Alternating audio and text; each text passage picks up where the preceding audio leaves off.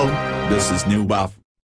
And this is Aditya reporting live from the BBC World Headquarters in Los Angeles. Today we are here to talk about the inflation rates in India and Pakistan.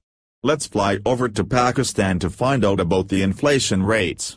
According to the Pakistani stocks, which closed on a record high Friday, the release of data showing a 7.66% inflation rate. Although still high, the rate was down from months of double-digit inflation earlier this year. There was heavy trading in cement stocks as investors speculated that the monetary policy rate might also decline, dealers said.